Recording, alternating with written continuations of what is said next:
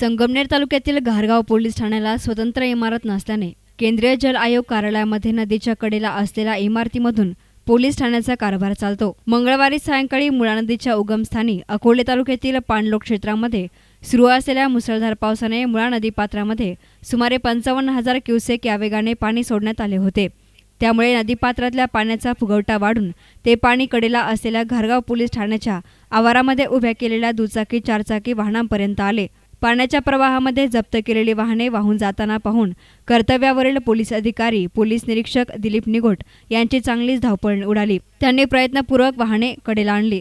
या ठिकाणी विविध गुन्ह्यातील आणि अपघातामधील सुमारे 50 दुचाकी आणि 10 ते 15 चारचाकी वाहने उभी होती।